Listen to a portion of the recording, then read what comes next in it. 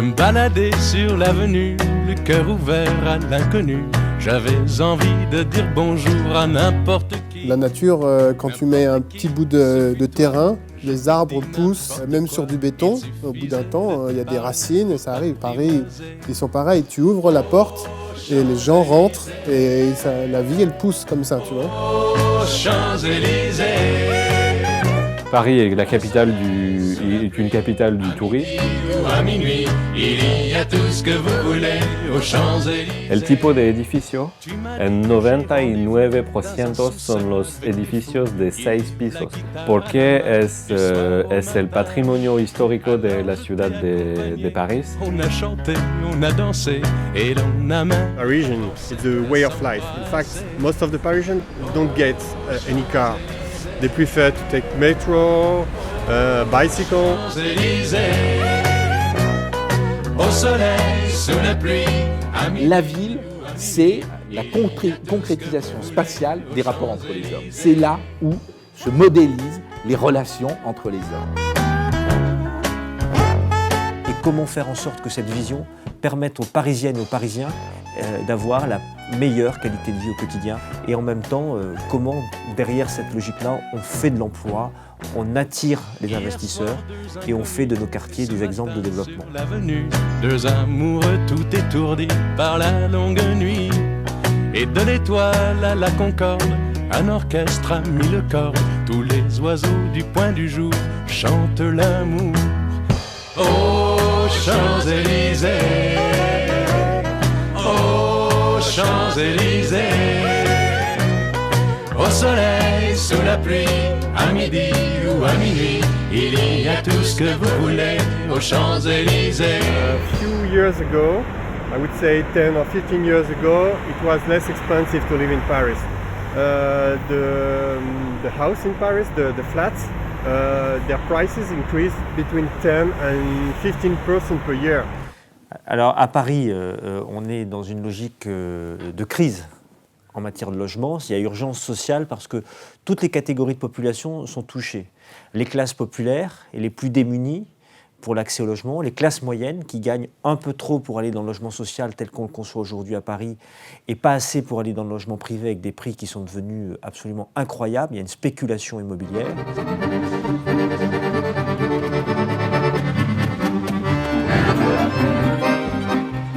Donc il faut qu'on double à l'échelle du Grand Paris sur les 15 ans qui viennent si on veut loger toutes les familles qui sont en attente et qui vont devenir des familles en attente dans les années qui viennent. Ça nécessite de repenser une politique d'urbanisme qui lie à la fois qualité de l'habitat, qualité architecturale, qualité écologique de l'habitat. La France, pour des raisons historiques, depuis la Révolution, a concentré à la fois le pouvoir économique et le pouvoir politique dans la ville de Paris. Parce que après la Révolution, il y avait des rébellions un peu partout en France.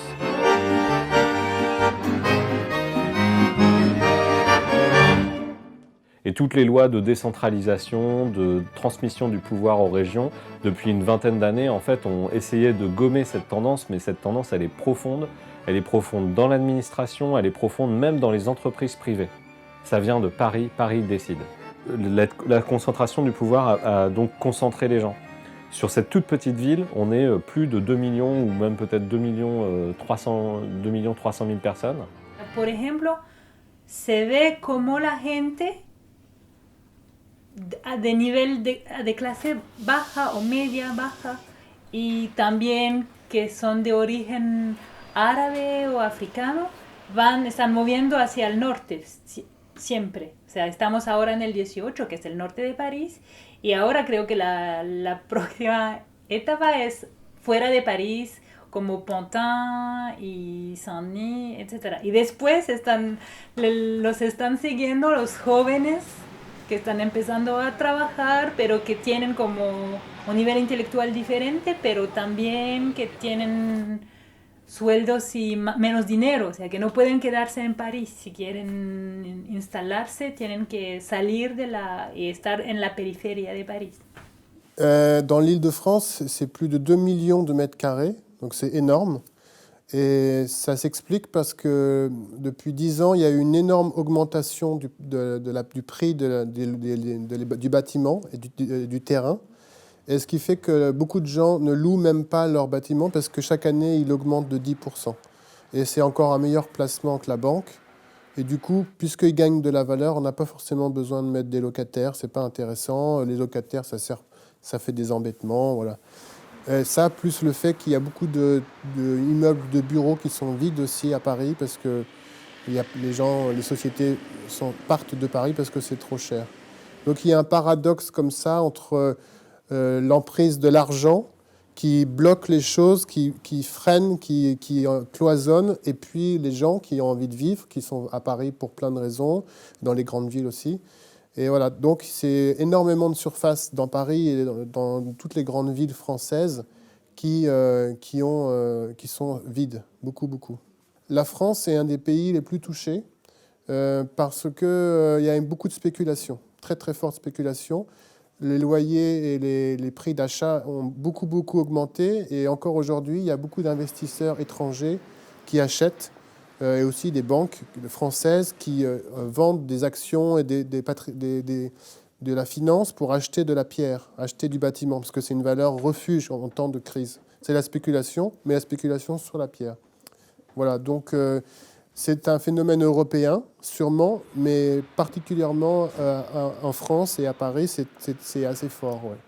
Et donc, si l'on a cette idée de la ville, il faut bien qu'on se pose la question, non pas en termes de résolution de problèmes de la ville, comment est-ce que je fais pour loger 150 000 personnes, mais on doit bien se poser la question du développement de la ville en termes de quelle ville voulons-nous pour ces 150 000 personnes, pour ces 500 000 personnes, pour ces millions de personnes.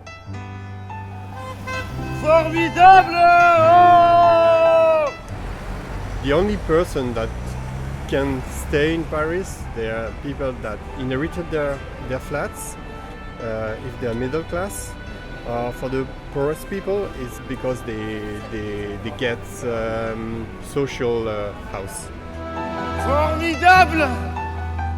Formidable! Tu étais formidable, j'étais formidable. Nous étions formidables. Formidable! Tu étais formidable, j'étais formidable. Nous étions formidables.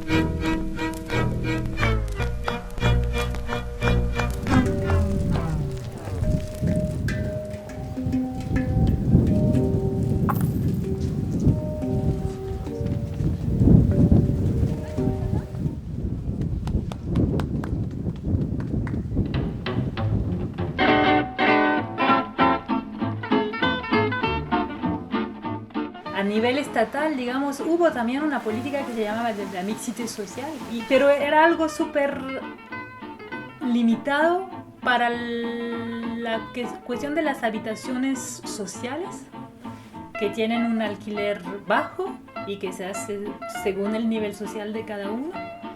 El Estado quiso hacer como, para evitar la formación de gueto, hacer que gente de nivel más alto pudiera también tener apartamentos en estos lugares. Pero después, en las prácticas, lo que pasó, y era como una perversión de esta exigencia, se vio que en las oficinas en que se hacían las selecciones de las diferentes solicitudes, los directores de las oficinas empezaron a tomar gente de nivel social más alto para echar a los pobres y también a la gente. Hubo también una forma de discriminación racial también, social y racial. Utilizaron el pretexto de mixité para justificarla, o sea, diciendo, no queremos tener,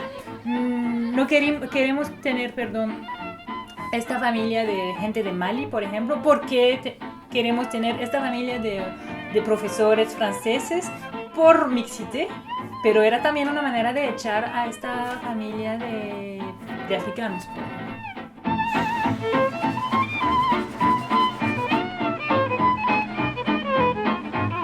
Aujourd'hui, on peut faire tous le constat que les villes, et pas la ville française ou la ville caribéenne, les villes sont en crise. La crise du développement urbain, c'est la crise du logement du plus grand nombre, de la très grande majorité des populations qui viennent en ville parce que souvent, elles fuient la misère.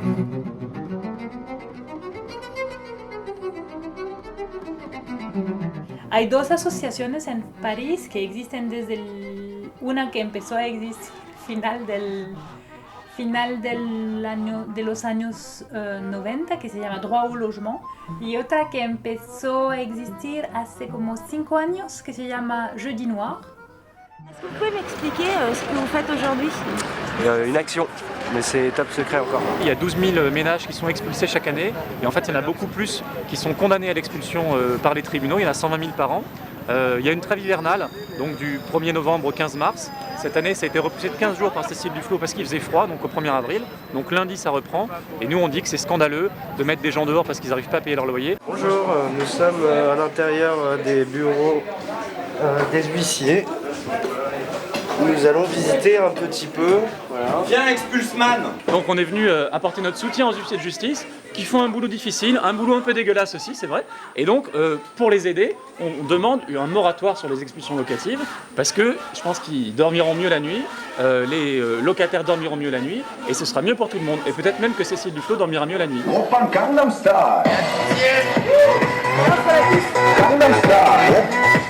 Je m'appelle Alix et je suis un des fondateurs du collectif Jeudi Noir qui a maintenant plus de 6 ans en France et qui lutte contre le mal logement avec une manière assez artistique et humoristique contre un phénomène très grave, le mal logement.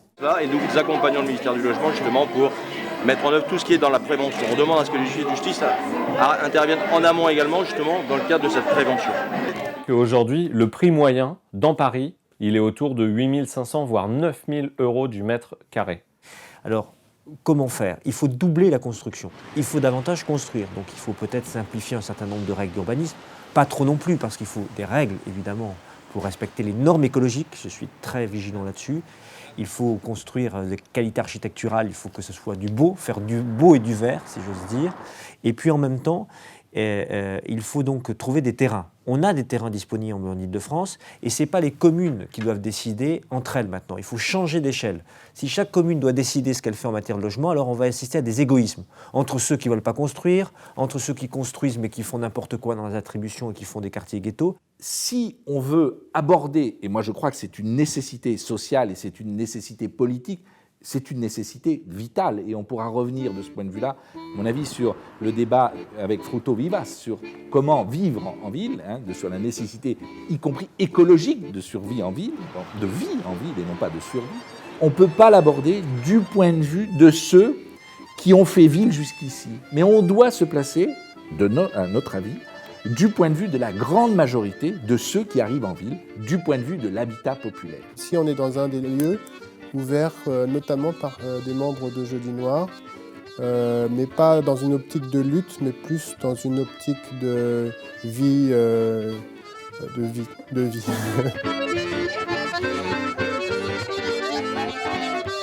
À Paris, il y a 12 millions d'habitants, Île-de-France, et aujourd'hui, on arrive à un stade où il y a presque 75%, 80% des Français qui sont dans des très grandes villes. Donc du coup, en fait, même si ce n'est pas à l'échelle de la France, tout le pays, ça concerne beaucoup de gens, y compris surtout des jeunes qui viennent étudier, qui ne peuvent même pas payer. Aujourd'hui, en France, à Paris par exemple, pour une petite chambre de 9 mètres carrés, c'est 500, 600 €. C'est énorme.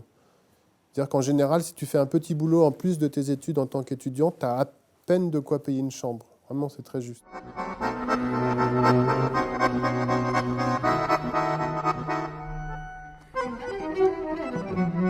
For sure, it's not good, but I think it's impossible to go back. Maybe we can try to do something better to help the people to stay in the very close suburbs, the middle class, and I would say the poorest people, because I think it's important to get a mixed of. Et en fait, bon, moi je trouve que la problématique du prix est très élevée parce qu'il faut beaucoup de temps pour rembourser quand on achète, quand on a la chance d'acheter. Il faut consacrer beaucoup de ses revenus pour pouvoir louer quand on loue. Et nous, on l'a vu en fait avec nos enfants, quand on a eu le premier enfant, on peut vivre dans un petit appartement avec un enfant, avec 2 enfants, ça devient compliqué.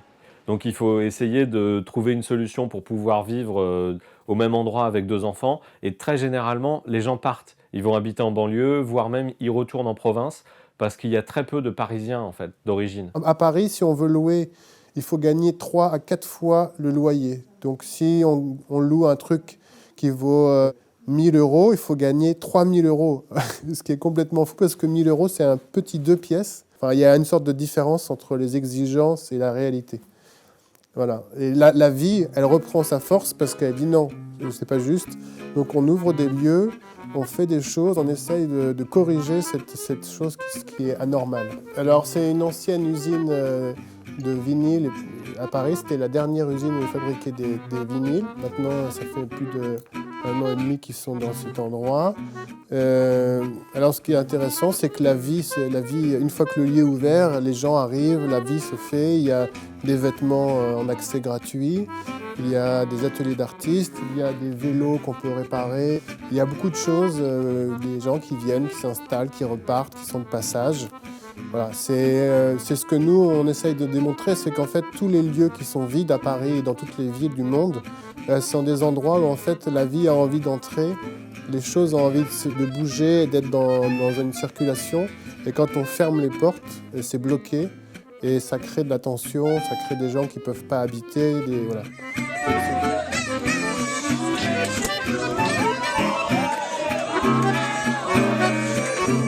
Vous sortez, s'il vous plaît. Il est où le monsieur qui m'a répondu? Il n'y a pas de monsieur. Et la dame alors? C'est moi la dame. Alors pourquoi vous n'avez pas eu de rendez-vous? Moi j'ai dit que c'était une femme avec 2 enfants. C'est trop petit pour ça, mais... Ah bon? Oui. Bah alors il fallait me le dire, ça t'aurait pas dit. Très bien. Je sais pas. Très bien, très bien. Allez madame, bonne année, faites la fête avec nous. Sortez, s'il vous plaît. Oui, allez. Regardez, regardez logement. On propose une petite. Est-ce qu'on peut faire une colocation? Ouais.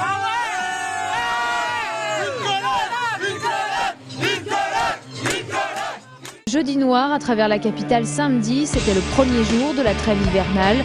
À l'appel de plusieurs associations et partis politiques, une cinquantaine de militants avaient rendez-vous place de la Bourse. Ils réclament... Le jeudi noir, en fait, c'est en rapport avec la crise de 29, qui était un jeudi de 1929, donc le krach, où beaucoup de gens ont perdu de l'argent, mais aussi à cause de l'immobilier. Jeudi, en France, c'est aussi il y a un journal qui sort, le plus grand journal, où il y a toutes les annonces de logements pour louer. Et tous les gens sont en train de regarder, ils appellent très très vite pour pouvoir être les premiers à faire la queue dans l'escalier pour avoir le petit appartement.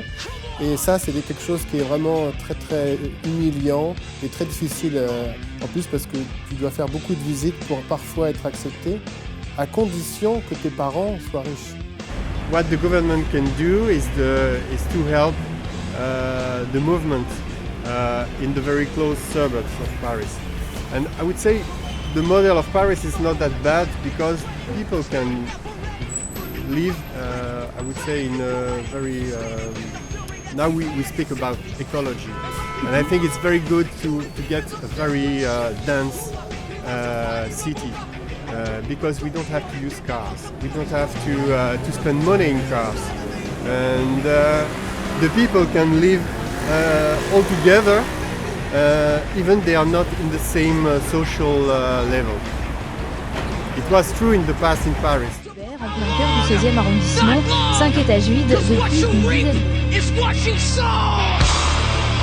Il y a vraiment toute une discrimination sociale qui s'opère parce qu'il faut avoir les familles riches, les parents riches, les grands-parents qui se portent caution et le loyer est très cher, donc tu dois avoir aussi une fiche de paye. importante, voilà, tout un truc très compliqué. Et c'est pour ça que nous, on a fait ces visites d'appartements festives en disant non, on ne veut pas être comme ça dans une sorte de chemin de croix à implorer qu'on veuille bien nous louer quelque chose. Et on met le bordel, on danse, on jette des confettis, on boit des verres et on dit c'est tellement cher qu'on va prendre à 40 cet appartement.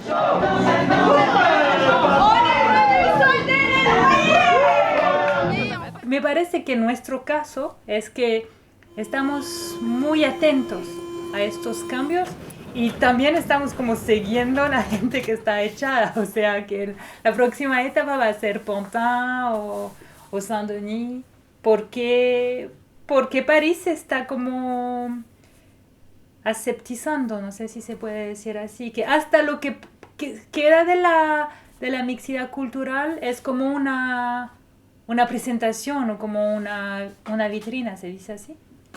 Y que la verdadera tela social de París está como huyendo de París, o sea. Aujourd'hui, il y a véritablement il y a un travail de déterritorialisation des populations, de manière à faire en sorte que les hommes ne soient plus que des machines humaines à consommer, c'est-à-dire qu'ils n'ont plus de territoire. Ne plus avoir de territoire, c'est ne plus avoir de relation avec son milieu. Ne plus avoir de relation avec son milieu, c'est ne plus avoir de culture, c'est ne plus avoir d'outils pour appréhender le monde, pour transformer le monde. Et donc ça, c'est une lutte qui est vraiment une lutte idéologique, parce qu'une fois que j'ai perdu les outils qui me permettent d'appréhender et de transformer le monde, eh bien, je ne suis plus un homme, je suis une machine humaine à consommer.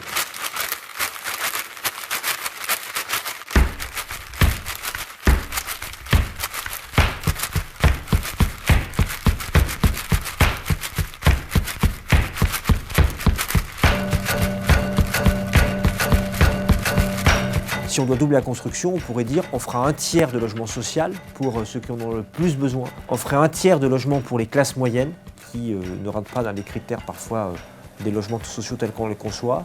Et puis un tiers d'accession normale à la propriété, parce qu'on a aussi besoin de logements pour des catégories de gens qui ont les moyens de louer ou d'acheter sur le marché privé, pour qu'on puisse construire des nouveaux quartiers qui soient fondés sur cette diversité sociale et non pas sur une logique de ghetto et de repliement sur soi. Parler de la maison, c'est parler de l'homme. Aujourd'hui, jusqu'à maintenant, si l'on parle des logements sociaux, on était sur un modèle de la famille, pour caricaturer, de la famille bourgeoise. Même le logement social qui se voulait émancipateur et était sur le modèle de la famille bourgeoise. Une famille avec un séjour, des chambres pour les enfants, une cuisine, etc. Unifamilial, qui est un modèle qui, si on regarde à travers le monde, n'est pas un modèle qui s'impose à toutes les sociétés humaines. Ça fait un modèle de logement. Ça ne fait pas un modèle de maison, de casa. Ça fait une manière de vivre, de vivre en famille, de vivre son logement et de vivre la ville. Et je pense que ce modèle est extrêmement contraignant. Et donc crée un rapport à son environnement qui est sclérosant, qui encadre beaucoup. Ça ne veut pas dire qu'une famille ne puisse pas construire un espace qui serait son lieu de vie, mais ça veut dire qu'on doit laisser la possibilité à chacun d'entre nous de construire la manière dont il veut vivre. Parce qu'on ne fait pas que dire ça va pas, on propose aussi, on a écrit un livre et on a proposé 10 réformes sur le logement qui coûtent rien au gouvernement, donc ça c'est intéressant aussi. Ce n'est pas des choses irréalisables, c'est des choses qui sont des décisions politiques et pas financières. Parce que nous on reste, mais les gouvernements ils changent. C'est pour ça que tout à l'heure je prenais une phrase de Marx, mais elle est importante, c'est-à-dire la ville n'a pas d'avenir, celle qu'on connaît n'a pas d'avenir, et celle qui se développe aujourd'hui dans le monde n'a pas d'avenir. C'est une ville qui amène le chaos, c'est une ville où la très grande majorité des personnes ne vivent pas, mais ne font que survivre, voire meurent, parce que quand même c'est le produit de la violence, etc. Moi j'ai eu l'habitude de vivre dans plein d'endroits à Paris, dans des trucs très grands, surtout dans les années 80 où c'était pas cher du tout. Et aujourd'hui je pense que la maison, la propriété privée sont plutôt des espaces souples. C'est-à-dire, tu vois, le lieu il est ouvert, la vie elle rentre, les choses s'installent, les vélos, les vêtements. et peut-être après ça ferme, il y a autre chose. Et c'est plus une histoire de circulation d'énergie que de vouloir dire ça c'est à moi, je garde ça pendant 1000 ans. Alors il y a beaucoup de pays maintenant où quand les étrangers achètent, par exemple en Thaïlande, à Bali, tu as juste le droit d'utiliser 99 ans. C'est-à-dire le temps de ta vie en gros si tu veux. Et ça, je trouve ça intéressant cette idée qu'en fait on n'est jamais vraiment propriétaire du lieu, mais juste un occupant. Et moi, je crois que la maison, telle qu'on pourrait la travailler, elle doit être une relation entre ce qu'on a de plus intime, c'est-à-dire notre corps, ce que je suis, et ce qu'on a de moins intime, mais qui nous construit, la société. Et que la maison, elle est ce lieu qui permet de construire ce rapport à son milieu, à savoir la ville, à savoir son environnement au sens large. C'est une lutte contre la déterritorialisation parce que ça, c'est une manière de faire en sorte que les hommes ne sont plus hommes. Bon là, vous pourrez couper, ça ne sert à rien.